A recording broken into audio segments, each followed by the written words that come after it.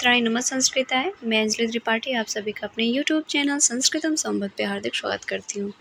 किरात अर्जुनीय प्रथम सर्ग के सारांश का हम लोग अध्ययन करेंगे। 12वें विरचित किरात अर्जुनीय। किरात अर्जुनीय में वस्तु निर्देशातो मंगलाचरण है और वंशस्थ छंद है। दुर्योधन के प्रजा विषयक व्यवहार को जानने के लिए युधिष्ठिर ने बनेचर को नियुक्त किया था। युधिष्ठिर ने बनेचर को नियुक्त किया था प्रजा विषयक व्यवहार जानने के लिए दुर्योधन का।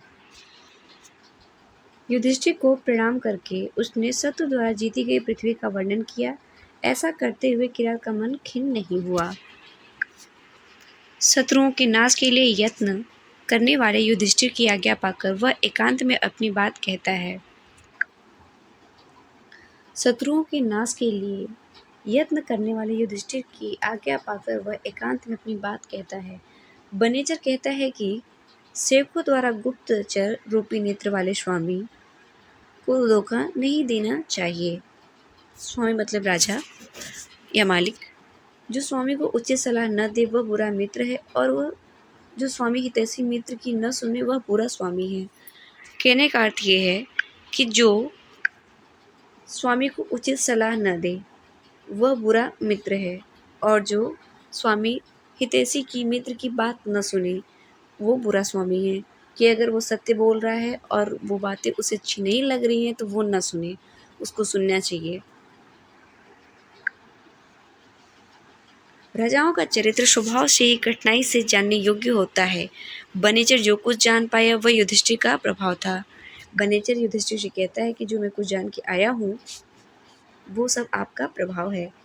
दुर्योधन जब जुए में जीती गई पृथ्वी को नीति से जीतना चाहता है। युधिष्ठिर को जीतने के लिए दुर्योधन अपने गुणों से यश का विस्तार करता है। दुर्योधन अपने 6 शत्रुओं काम, क्रोध, लोभ, मोह, मद, मात्सर्य पर विजय प्राप्त कर लिया है। 6 शत्रुओं पर विजय प्राप्त कर लिया है। दुर्योधन सेवकों से मित्र जैसा, मित्रों से भाइयों जैसा और भाइयों जैसा और भाई बंधुओं को शासक मानकर व्यवहार करता है। अब वो काफी सुधर गया है, बतला रहा है बनेचर युधिष्ठिर को। दुर्योधन का मधुर वचन दान के बिना नहीं होता। दुर्योधन का मधुर वचन दान के बिना नहीं होता। दान आदर सत्कार को छोड़कर नहीं होता और विशेष आदर गुणों के अनुराग के बिना नहीं होता। जितेंद्रिय दुर्योधन अपना कर्तव्य मानकर धर्म विप्लव को दंड से रोकता है, अन्य कारण से नहीं। राजाओं के उपहार स्वरूप प्राप्त हाथियों के मज्जल से दुर्योधन का आंगन गीलेपन को प्राप्त है। कुरुदेश के निवासी कृषि के लिए वर्षा जल पर निर्भर नहीं रहते। कुरु प्रदेश की कृषि अदेवमात्रिक हैं। अब वो वर्षा के जल पर निर्भर नहीं रहते हैं। अब दुर्योधन ने सारी व्यवस्था करा दी है वहाँ पे। अब सब अदेवमात्रिक हो गए हैं, देवमात्रिक नहीं रह गए। दुर्योधन के लिए कुबेर सदृश गुणों से द्रवित पृथ्वी स्वयं धन रूपी दुग्ध देती है। दुर्योधन के धनुर्धर लोग मान रूपी धन वाले, धन से सम्मानित और युद्ध में यश पाने वाले हैं। महिपाल लोग दुर्योधन के गुणों से अनुराग के कारण आदेश को माला की भांति शिरोधार्य करते हैं। दुर्योधन ने दुशासन को युवराज नियुक्त किया है। बनेचर प्रथम सर्ग में 25वें श्लोक तक का वक्ता है। बनेचर प्रथम सर्ग में 25वें श्लोक तक का वक्ता है। 26वें श्लोक से द्रौपदी बोलती है। उसके चले जाने पर युधिष्ठिर द्रौपदी के आवास में प्रवेश करते हैं और फिर द्रौपदी बोलना शुरू करती हैं। द्रौपदी जब बोलना शुरू करती हैं उसके बाद कोई नहीं बोलता। प्रथम सर्ग में द्रौपदी और शिव बनेचर बोलते हैं।